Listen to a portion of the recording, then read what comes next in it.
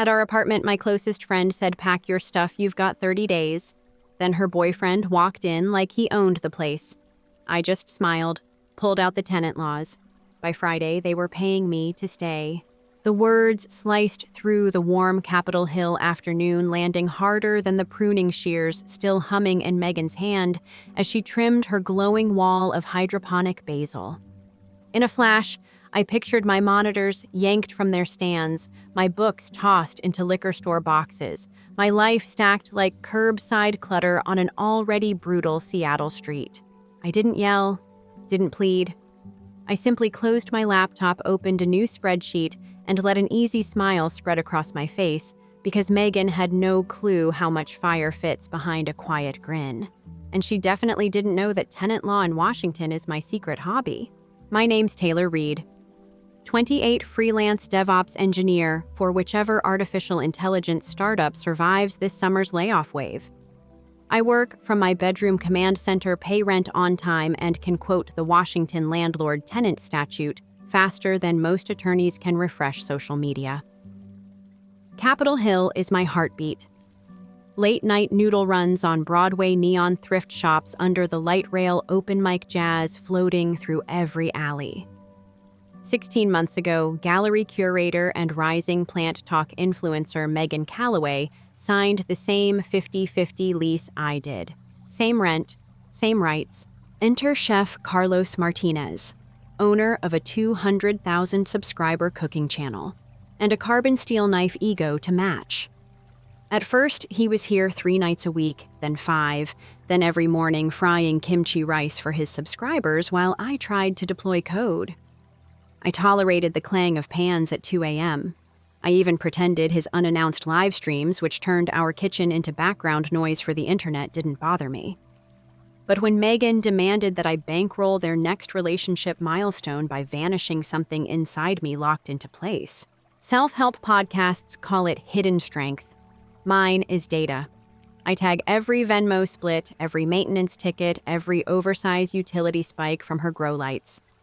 I archive Carlos's stay-over texts, the ones that quietly break our guest limit clause.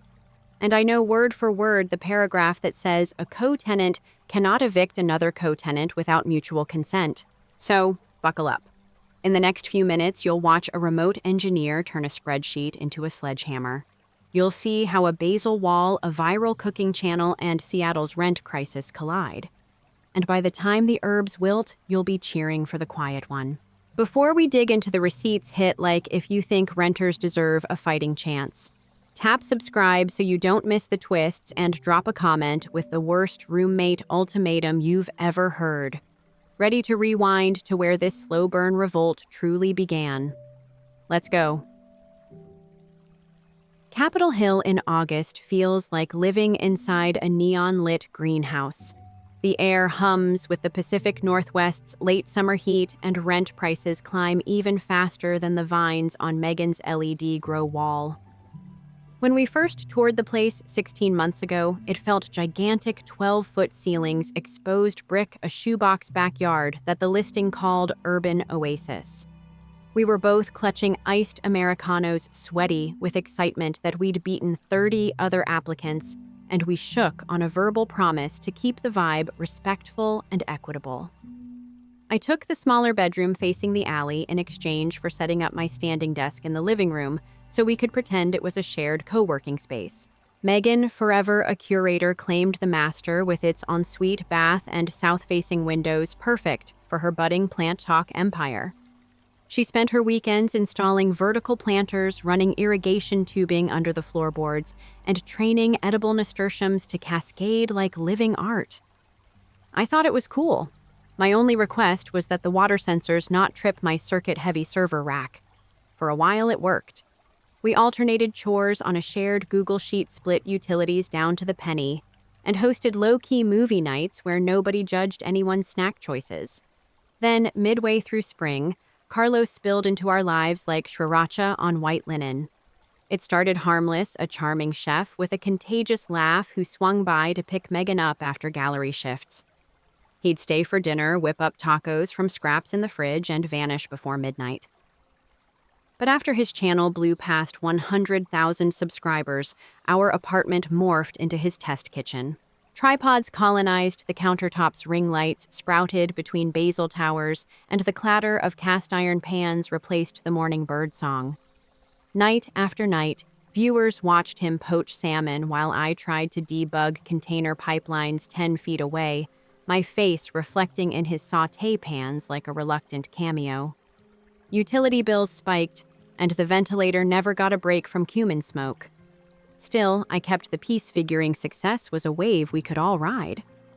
Megan assured me Carlos would shoulder a third of the bills once his visits exceeded the lease's 10-day guest limit, but the Venmo requests kept landing in my inbox split 50-50, as if the camera's extra data and nonstop stove didn't exist.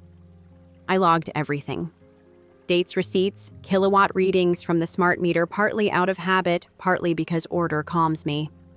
Meanwhile, the rental market outside spiraled. The Rent Crisis 2025 banner flashed across every local feed, average one-bedrooms, pushing $2,200 bidding wars over studio basements, landlords demanding resumes. People joked that finding housing now required the same luck as matching with Beyoncé on Bumble. So when Megan dropped her 30-day ultimatum, she wasn't asking me to relocate. She was telling me to jump into shark-infested waters wearing flank steak cologne. Her justification, she'd poured money into the hydroponic garden and hand-sourced a mid-century sofa set she believed raised the apartment's soul. She claimed moral seniority because she spent Saturdays pruning instead of gaming. And Carlos needed a quiet place to film full-time without a random roommate photobombing with bedhead. She framed it as a step forward in her love story, suggesting I could easily crash with tech friends on the east side until I found something. The casual privilege of the ask stung more than the logistics. We had equal signatures on the lease, equal deposits, equal late-night trips to unclog the garbage disposal. Yet in her mind, my existence was a variable to delete because it didn't fit the couple goals narrative blooming across her socials. The first injustice wasn't even the demand itself. It was the months of incremental boundary nudges that led here: the extra toothbrush left on the sink, the memory card readers scattered across my mail shelf, the slow erasure of my seat at the kitchen table, until I was eating ramen cross-legged in my room. Those chips didn't break me, but they taught me to keep score. I knew every Seattle housing ordinance, and I had raw data to back up each breach. More important, I knew the algorithm of public sympathy in a city grappling with skyrocketing rent. People love a David and Goliath story, especially one featuring spreadsheets, basil walls, and an overconfident influencer couple. All I had to do was organize the evidence, choose the right disclosure timing, and make sure my next moves stayed impeccably within legal lines. If Megan wanted the apartment to herself, she'd have to buy me out or back down. And given the numbers I'd been crunching, neither option looked cheap. Within 24 hours of Megan's ultimatum, the small frictions that had been tolerable background noise detonated into a daily barrage of petty power plays and public humiliations that felt choreographed for maximum viewership. First came the chore chart revision she slid under my door. My name suddenly owned every unglamorous task, scrubbing the grease traps Carlos clogged during live streams, hauling 50-pound soil bags for her rooftop seedlings, wiping chili paste off cabinet doors she and her boyfriend splattered while filming a 30-minute udon challenge.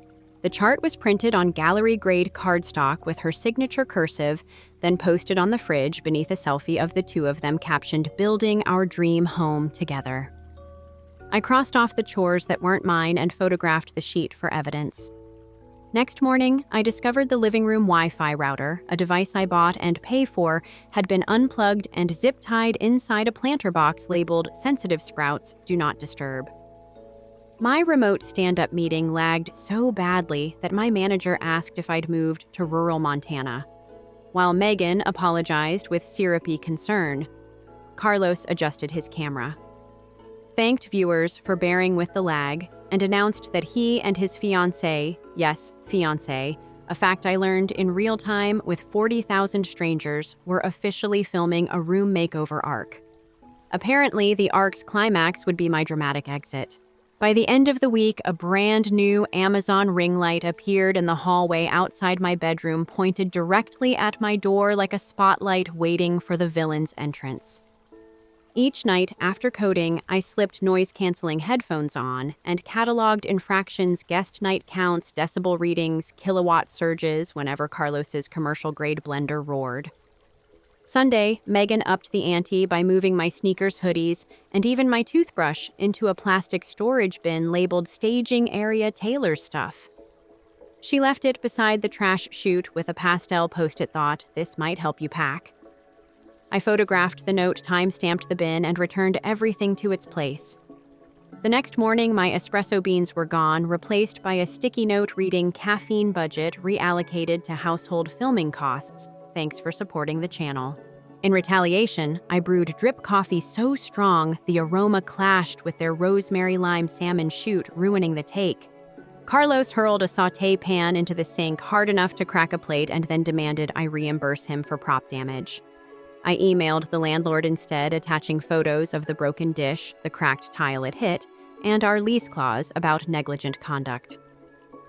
Tuesday night, I unlocked the apartment to find Megan hosting a gallery live stream entitled Curating Harmony, where she painted me as the stubborn roommate blocking her journey toward domestic bliss. She'd even pulled excerpts from my polite Slack messages screenshotted without context to display as overlays, while she told viewers she couldn't wait to resolve things peacefully. My phone exploded with anonymous DMs calling me selfish, a freeloader, the tech bro who hates love. I responded once, linking the Washington tenant statute, then muted everything and added reputation damage to my damages ledger. By midweek, utilities spiked again. Carlos had installed a second induction burner to speed up shooting. I ordered a smart plug that logged usage per outlet and emailed the dataset to myself hourly. Thursday, 2 real estate agents arrived unannounced, jangling keys while I was on a client call. Megan had scheduled a quiet showing. I quoted RCW 5918 at them until they backed out the door, and I forwarded the incident to the property manager. That evening, Megan cornered me between the basil wall and the fridge, phone recording in hand, and said in a syrup-sweet tone, "We just need you out by the 1st so everyone can flourish." I smiled into the camera and replied, "Absolutely, once you compensate me for half the relocation cost storage fees and the incremental rent difference for comparable housing in this zip code." Her followers heard the numbers nearly $7,000. Comments flooded in, half cheering, half flaming, but the seed of doubt had been planted. The turning point came Friday, when Carlos, desperate for fresh content, filmed a live taste test with a sponsor's ghost pepper sauce. Mid-shoot, he ignored my warning about the temperamental smoke detector. When it shrieked, sprinklers fired, soaking thousands of dollars of camera gear, and every last LED grow light, the ones Megan had bragged were humidity-resistant. Water pooled over my surge-protected server rack, but I'd elevated everything 2 inches days earlier after studying sprinkler schematics in the building's safety manual. Carlos screamed about brand deadlines while I calmly flipped the master breaker to prevent an electrical fire and recorded the flood damage on my phone. The landlord arrived with the fire crew, surveyed the soggy chaos, and demanded to know who authorized commercial filming in a residential unit. Megan tried blaming me for sabotage, but my time-stamped emails, utility logs, and the chore chart told a cleaner story. 2 tenants abiding by lease terms, and 1 unauthorized guest turning the apartment into a film studio. The landlord's face tightened when he saw the cracked tile and scorched cabinet finish. He announced that any lease renewal would require a substantial liability deposit payable immediately, or an early termination with penalties shared by all responsible parties. Megan's jaw dropped. Carlos went pale, calculating equipment losses. I offered the landlord printed spreadsheets showing how diligently I'd tracked every expense and violation, along with a polite request to remain month to month under the existing rate if the others chose to vacate. Data, after all, is hard to argue with. By the time the fire crew left, Megan's pride was as wilted as her basil. and Carlos's channel had uploaded an unintentional blooper reel drenched in sprinkler water, one that racked up views but tanked sponsorship trust. Their narrative of me as the villain cracked under the glare of legal documents and high-definition reality, yet the conflict was far from over. The 30-day clock kept ticking, and I felt the moment approaching when evidence alone wouldn't suffice. I'd need a strategy that turned their own public platform into the pressure valve that secured my victory. The sprinkler fiasco should have ended the drama, but watching Megan dry ruined Basil with a hairdryer while Carlos argued with a sponsor over Bluetooth finally snapped the last cord of my patience. Their damage control tactics were textbook shape, a new narrative milk sympathy pivot to a self-care vlog arc, but sympathy doesn't pay 4 figures in equipment loss, and it definitely doesn't erase a legal notice. The moment the landlord emailed a revised liability invoice, 10 grand due in 72 hours or the lease would terminate, I recognized leverage powerful enough to flip the entire board. A quiet exit was never my goal. Equity was. So I spent Friday night mapping a retaliation pipeline as clean as any production deploy. First, I listed every pressure point in 3 columns: legal, financial, public perception. Under legal, I had guest limit violations, unpermitted commercial filming, property damage, unauthorized showings, and the defective notice to vacate. Financial covered the unpaid utilities spike, potential sprinkler system fees, and the landlord's new deposit demand. Public perception was my wild card. Megan's 32K hashed plant talk followers loved sustainability. Carlos's 200K food fans worshipped authenticity, and both demographics despised exploitative behavior. I didn't need to destroy their brands. I only had to let their own inconsistencies breathe. Next came allies. I contacted the Seattle Tenants Union, forwarding my dossier and the fire marshal report. They scheduled a live Q&A on renters' rights for the coming Tuesday and invited me to speak anonymously. I also DM'd a journalist at The Stranger. The Alt Weekly thrives on local David versus Goliath sagas, and offered time-stamped footage of the illegal real estate showing plus sprinkler chaos if she'd blur my face. She bit within an hour. Meanwhile, I drafted an email to the landlord proposing a solution: allow me to assume the lease solo at current rent for an extra 6-month guarantee offset by applying Megan's security deposit toward the sprinkler repairs. Because my credit score and remote income were solid, the numbers balanced neatly. He replied that if the others consented to vacate and paid outstanding fees, we had a deal. All that remained was to make vacating their best option. Saturday morning, I scheduled a live stream of my own, an unassuming walkthrough titled Real Talk Tenant Rights in a Creator Household. No drama, bait thumbnails, just me and a plain hoodie webcam on spreadsheet behind. I stuck to facts: our 50-50 lease, Carlos's 120, recorded overnight's utility surges, RCW 59.10 clauses, the landlord's invoice. I blurred their faces and used R and C initials. But anyone who followed their channels recognized the basil wall and chef's knives. Comments flooded with shock, then outrage, then a collective detective hunt that pieced together R's chore charts and C's ghost pepper fiasco. View count spiked past 30,000 in 2 hours, nothing viral by TikTok standards, but more than enough to shift sentiment. I ended with a calm statement: if they want the apartment, they can buy me out at market displacement cost. Otherwise, I'll stay, pay my share, and keep my peace. Then I logged off, saved the stream privately, and emailed links to Megan and Carlos with a concise offer: $6,850 relocation stipend by next Friday. Or I assume full lease, and they walk away. Sunday, they tried counterattacking. Megan posted a tearful reel claiming I staged the sprinkler event. Carlos uploaded a rant about sabotage. Unfortunately for them, my tenants' union appearance dropped the same afternoon. The Stranger article followed Monday morning: influencer couple faces tenant rights backlash after kitchen fire.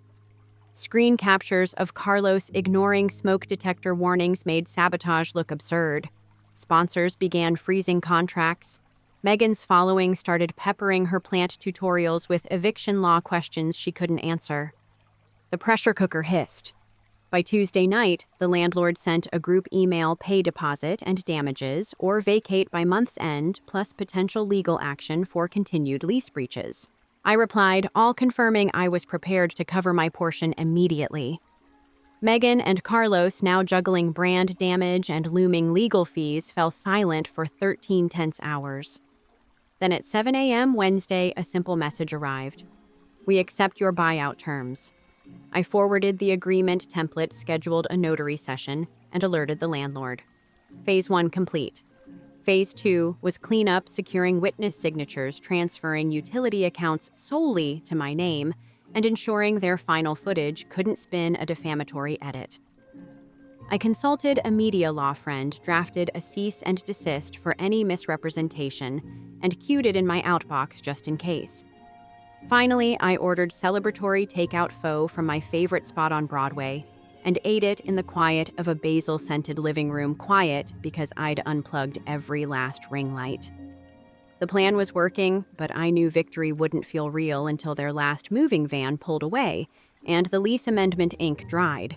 Still, for the first time in weeks, I breathed without counting decibels, and that breath tasted like something close to freedom. The next 48 hours played out like a speed run of every renter's fantasy and every influencer's nightmare, and I orchestrated it all from the command center of my standing desk while Kubernetes pods rolled in the background. First came the money. Megan wired the full $6,850 relocation stipend to my escrow account at 9:12 a.m. Thursday, right after a brand manager emailed her a pause on partnership notice that leaked to Reddit within minutes. I forwarded proof of funds to the landlord and to a mobile notary named Kendra who met us that afternoon in the echoing lobby of our building. Kendra's presence alone was a psychological masterstroke. Nothing says final like a stranger in a blazer sliding stamped documents across polished marble. Carlos arrived late, eyes ringed from an all-night livestream apology tour that bled followers instead of winning them back. He tried one last power flex, claiming the printer in our unit belonged to him and he'd be taking it today. I handed him the Amazon receipt with my name on it and politely suggested he focus on items that were actually his, like the cracked sauté pan he'd destroyed. Kendra cleared her throat. Signatures flowed. Lease amendment done. Release of liability done. Cease and desist draft acknowledged. By 4 p.m., the landlord had countersigned, officially granting me sole tenancy effective the 1st of the month. Mini Climax 1 achieved. Next came the move-out. Influencer couples cannot simply hire movers and disappear, they need content. Friday morning, while I sipped coffee in my now glitch-free Wi-Fi bubble, Megan launched a sustainable moving day livestream. Her ring lights returned, but the chat scrolled with tenant law references and basil wilt jokes drowning the curated positivity. I'd filed a building management request reserving the freight elevator from 8 a.m. to noon, a courtesy she'd forgotten. When the movers arrived at 10, they discovered no elevator slot, no loading dock permit, and a brand new rule from the landlord: all oversized items must exit through the alley to protect common areas after the sprinkler damage. Cue meltdown on camera.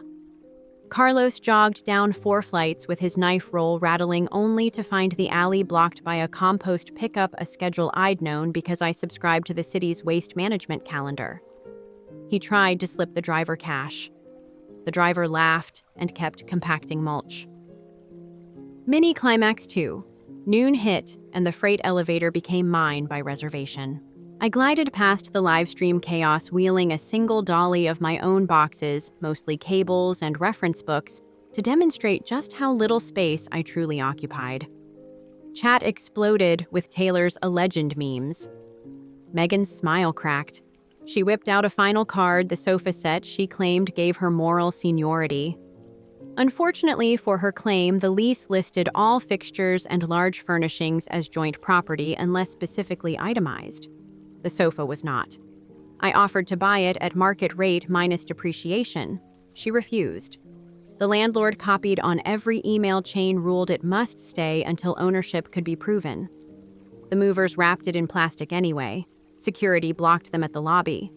Carlos cursed. Cameras captured everything. Chat tallied rule violations in real time. Mini Climax 3. By sunset, the couple had managed to haul half their life into a rental van, but the basal wall still glowed defiantly, root pumps humming, LEDs bleeding pink across the empty living room. If removed without a certified electrician, it risked wall damage and another lease violation. Megan begged for one extra day. I agreed on one condition. She signed a written acknowledgement that any physical damage or utility overages linked to dismantling the garden would be deducted from her security deposit. Under the gaze of her own live stream, she signed. Saturday morning. 2 exhausted influencers clipped wires, drained nutrient tanks, and watched their pride wilt into yard waste bags while I updated my spreadsheet column, repairs likely charged to M&C. Mini Climax 4. At 3 p.m., they rolled the last suitcase down the corridor. I walked with them far enough to lock the door behind us, then extended a hand, half courtesy, half closure. Carlos ignored it. Megan accepted, but couldn't meet my eyes. In the hush that followed the elevator's ding, I felt not triumph, but an unexpected calm, like finishing a marathon you never meant to run. And yet, one element of my plan remained public perception. Their channels had hemorrhaged sponsorships, but retained sizable audiences hungry for resolution. Rather than gloat, I uploaded a 10-minute follow-up titled, "How to End a Lease Dispute Without Losing Your Mind." No names, no blame, just legal resources, spreadsheet templates, and a calm walkthrough of RCW 59.19. The video gained 50,000 views in a day and earned me a guest spot invitation from a civic podcast on housing justice. Sponsors none. And that was the point. I wasn't selling cookware. I was selling clarity. Sunday evening, I performed the ritual I'd been denied for months. Cooked a quiet dinner, simple garlic butter pasta without a camera in sight. The basil, I salvaged a handful of healthy stems from the wreckage, rooted them in mason jars, and set them on the windowsill where Megan's grow lights once blazed. Real sunlight, real growth. In the gentle clatter of my own utensils, I heard the soft click of a chapter closing. Yet beneath the satisfaction lingered a question: what happens when peace is no longer defined by resistance, but by what you build afterward? That answer would unfold soon enough. But as I twirled pasta and clicked send on my final utility transfer form, one truth settled deep: spreadsheets may win battles, but boundaries win freedom. The first Monday after Megan and Carlos rolled away in their dented rental van, dawn broke over Capitol Hill, quiet enough that I could hear gulls circling Pike Place from my bedroom window, a sound normally drowned by ring light fans and trial blender whirs. I brewed coffee, opened the balcony door, and waited for the inevitable fallout. But all I felt was a curious lightness, as if the square footage itself exhaled. That stillness didn't last long. At 8:03 a.m., a push notification pinged from the stranger influencer pair vacates apartment after tenant rights showdown. Landlord confirms lease transfer.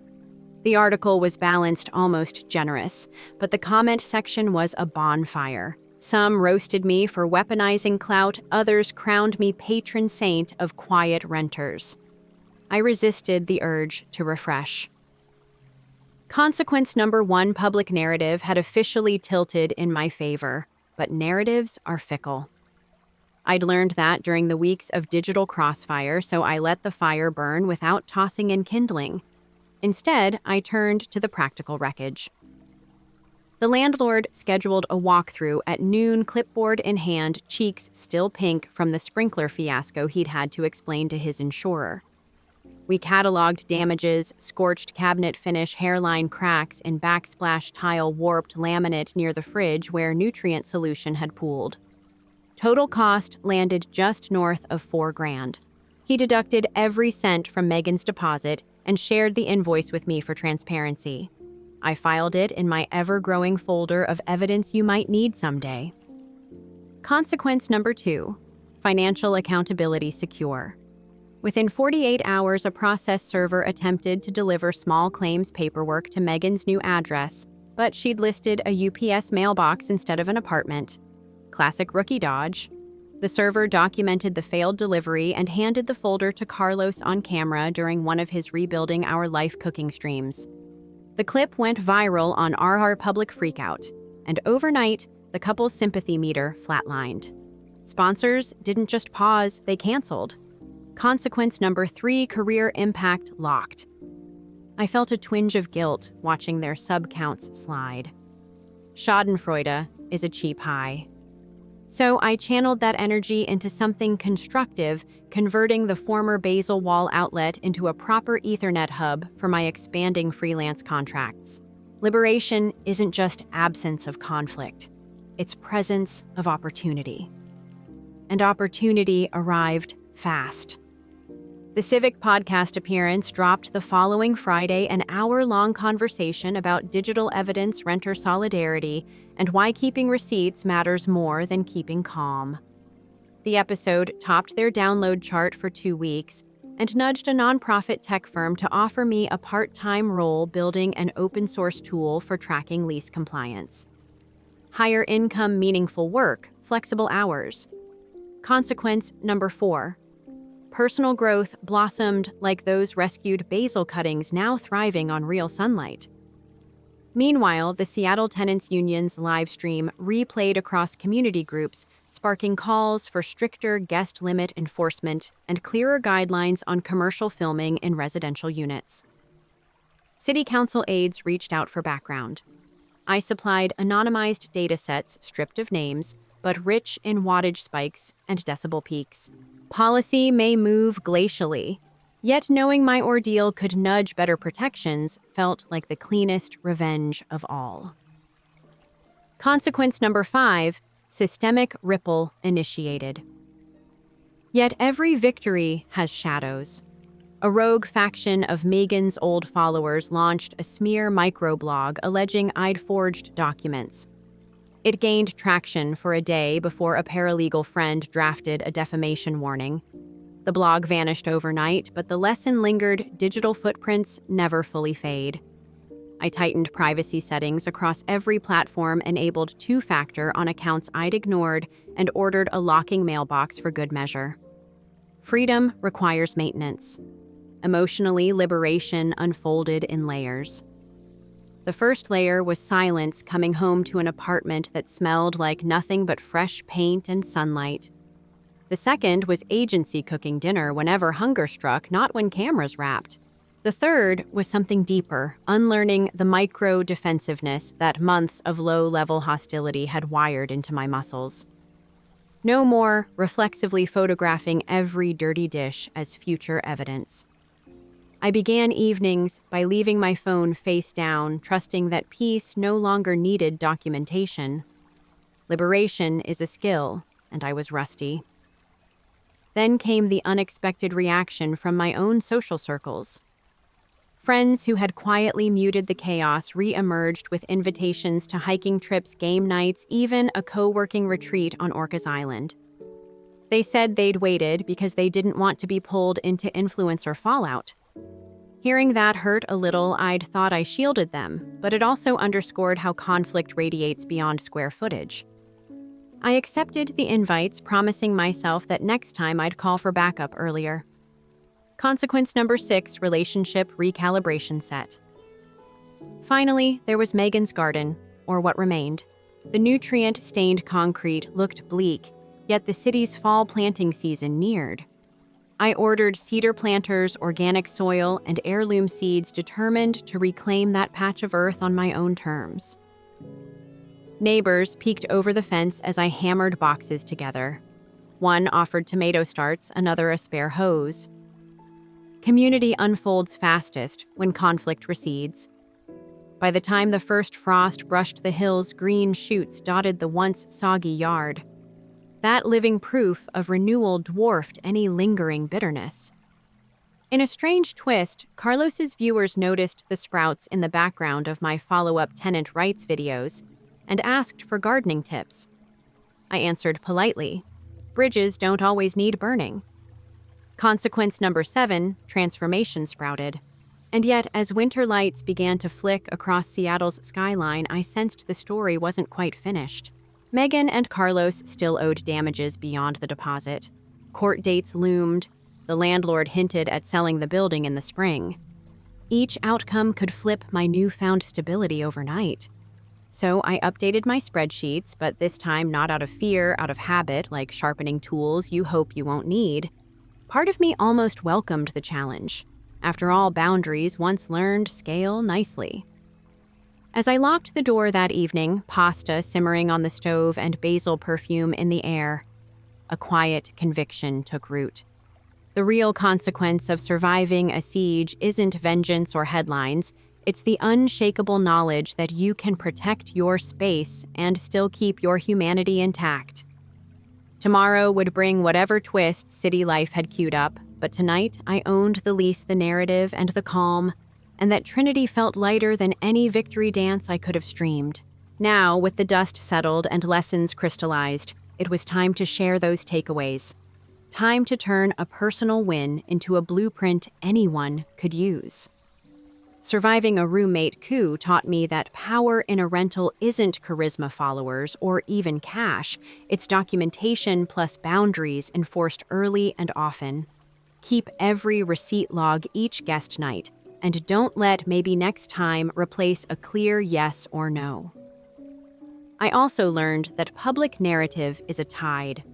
Push it with facts, not fury, and it will eventually flow where truth points. More broadly, our little war mirrors a bigger American tension creators turning private space into profit arenas, while housing costs shove ordinary tenants to the edge. Until policy and culture catch up, renters must be their own compliance departments armed with state statutes, community support, and a camera of their own when necessary. Yet winning shouldn't harden you. The real victory was letting go of paranoia once the threat was gone, choosing seedlings over spite, and meeting neighbors in the sunlight instead of fighting shadows under ring lights. That choice is repeatable everywhere a lease hangs in fragile balance. As for what's next, the landlord just hinted a sale may hit the market this spring. If investors bite, I'll face a fresh round of uncertainty, maybe a rent spike, maybe a buyout offer, maybe a chance to crowdfund and turn this apartment into a co-op pilot. I don't know which path will unfold, and honestly, that open question feels right. A story rooted in city life should end with the city still humming challenges, queued possibilities wide.